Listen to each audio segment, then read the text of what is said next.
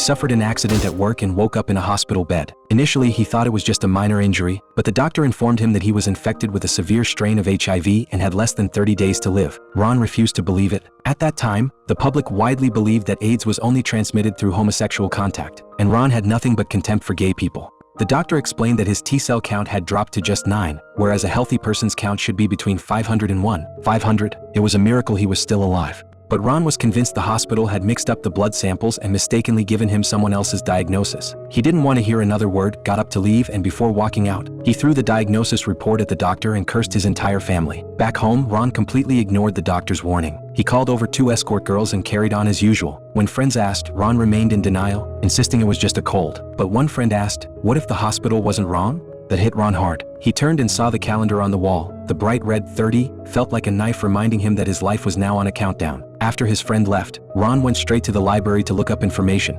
hoping to prove he couldn't possibly have AIDS. Through his research, he learned that AIDS wasn't only spread through homosexual activity, drug use and promiscuous sex were also major risk factors. That made Ron think of the woman covered in needle marks he had been with. For the first time, he believed the diagnosis was real. In the 1980s, the only drug available in the US to treat AIDS was called ACT. Ron rushed to the hospital to buy it, but the doctor told him the drug was still in the experimental phase and was only being provided to selected trial participants. Ron pulled out a list of foreign medications, but the doctor shook his head and said, none of these are approved. Even if they work, you can't get them here. The doctor suggested he try a support group to at least ease some of the pressure. Ron found the idea ridiculous. Frustrated, Ron went to a bar to drink, but news of his diagnosis had already spread. As soon as he sat down, someone mockingly called him sweetheart, and laughter erupted around him. Enraged, Ron threw a punch, but people backed away. They didn't want to be touched by faggot blood. In the end, all Ron could do was spit at them before stumbling out under a cloud of disdain. That night, Ron attended the support group, but even faced with kindness from fellow patients, including gay men, he still felt deeply uncomfortable. He grabbed a stack of AIDS pamphlets and hurried out.